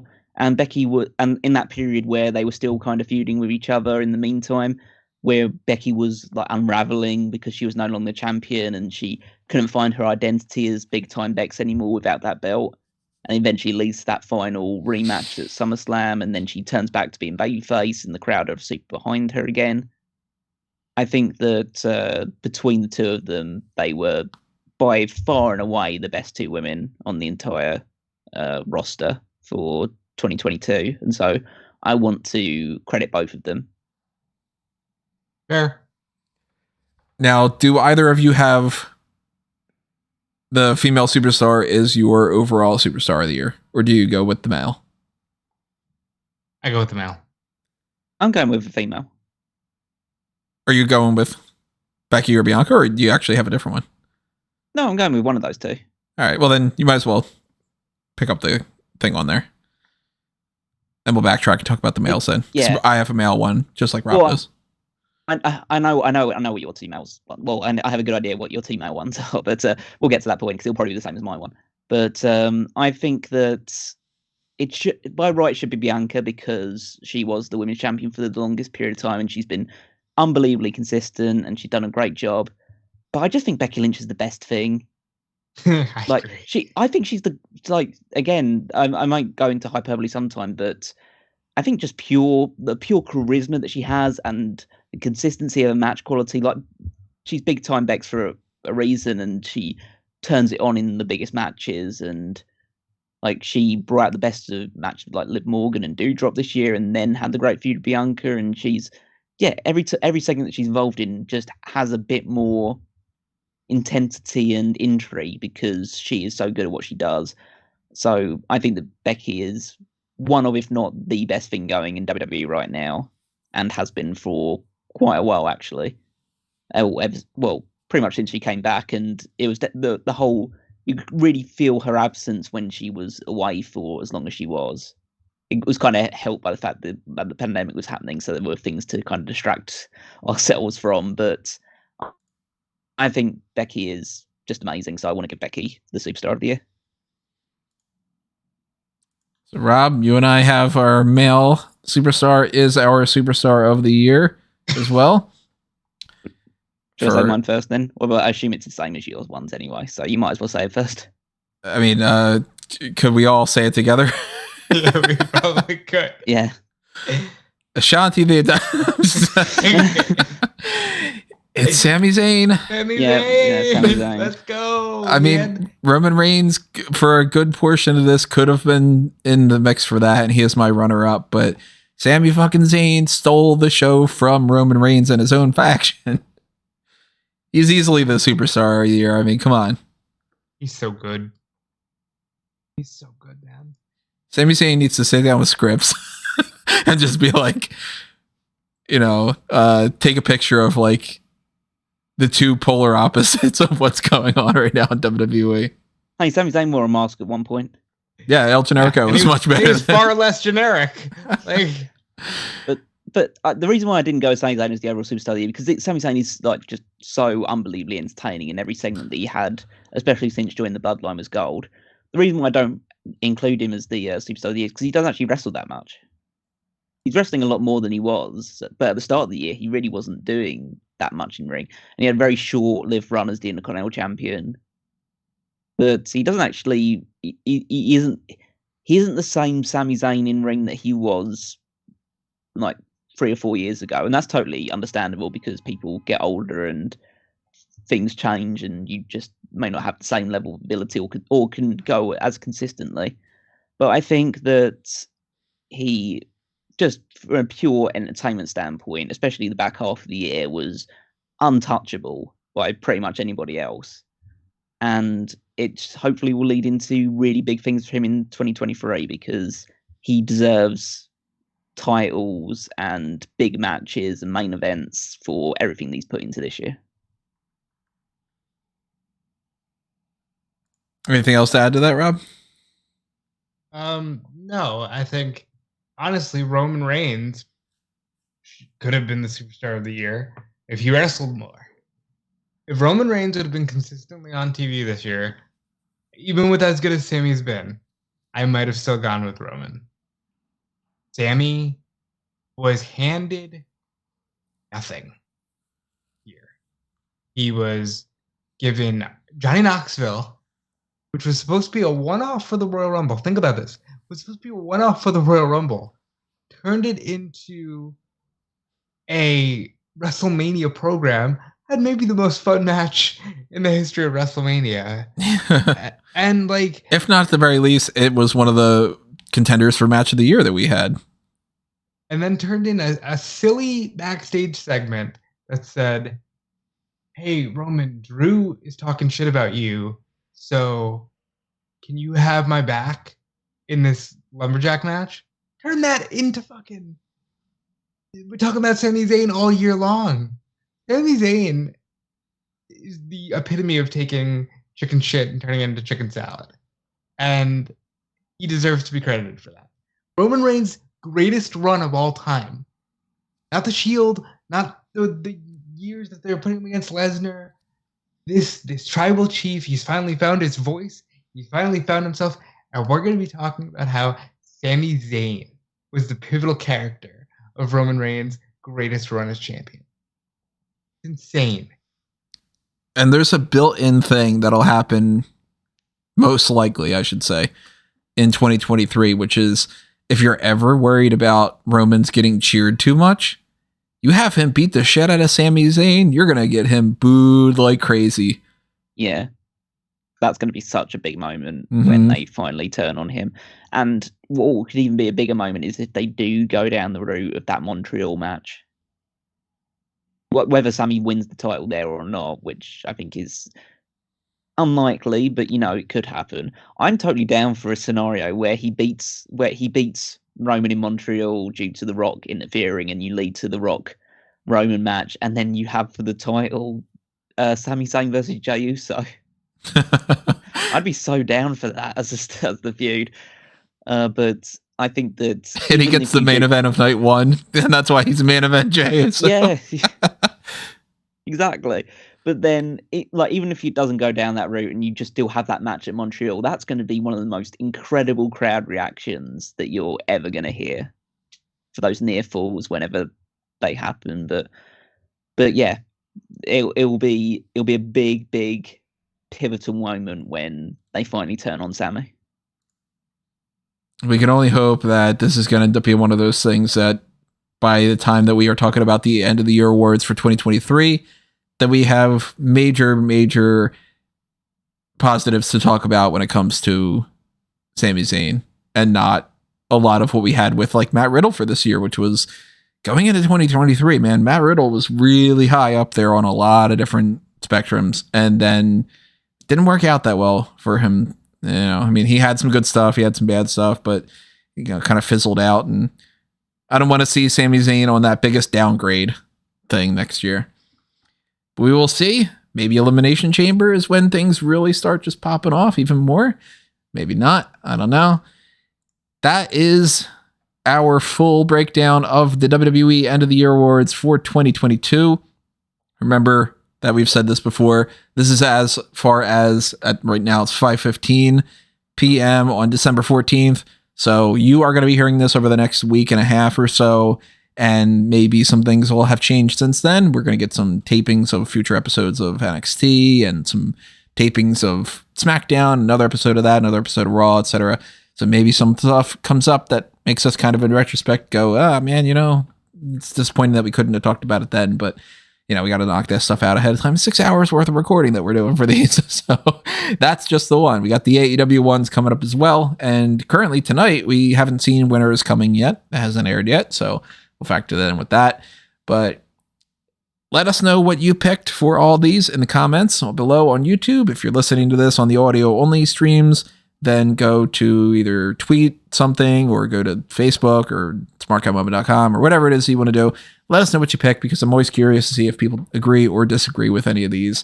Because some people might just be like, you know what, my absolute favorite commentator of the year was Nigel McGuinness, and you make a big argument for him. Or you might just say the worst newcomer of the year was definitely Bryson Montana, or I don't know, whatever you might do. It's always interesting.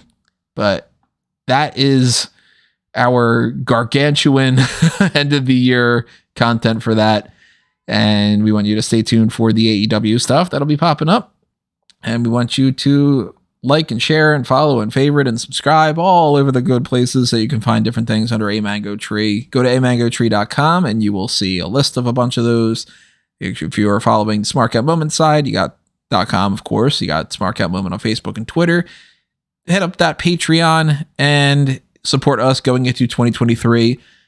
become part of the channel member side of YouTube, yeah, maybe when it comes to the Darkcast, maybe it goes down a little bit next year and you're able to get it at an even cheaper rate. But it all depends on your support. Even if it's $1 a month, it'll go a long way in helping us know that, look at it this way, just this podcast alone, technically speaking, 6 hours worth of material, $1 a month on top of all the other things that go along with it. I think that we're worth it. I think that you probably would agree as well.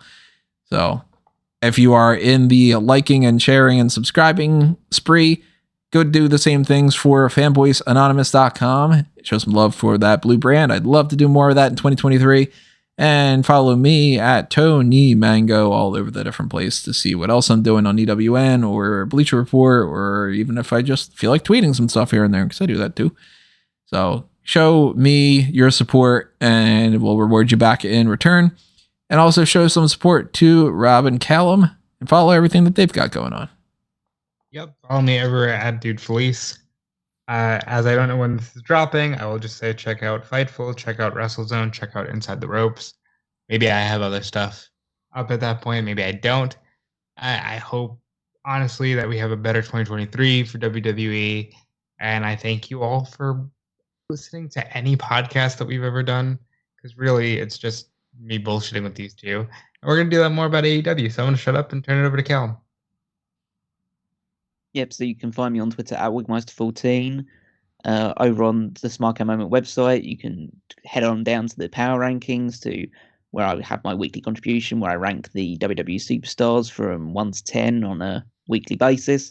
And then I also do the fantasy league. So if you want to see how many points we're picking up every single week from our superstars after every show, then that's where you want to go. You can go to Fantasy League through Smark Out Moment, or you can go straight to www.fantasyleague.com. So I'm currently thinking right now that these will be up on the 20th, and then I'll probably put the AEW ones on the 22nd or so, maybe. I don't know. Whatever day I'm listening to it, hopefully you're having a good day, and since we won't be recording on the holidays themselves, we hope that you have a very good holiday weekend and a lot of fun and stay safe and everything. AEW Awards coming up right after this in some fashion. I don't know. But thank you for listening to this. Thank you for checking out the end of the year awards for whatever many years that you've been following this for the 13th annual edition. That is it, though. Adios for now, everybody. This has been another Smark Out moment, and we are being counted out.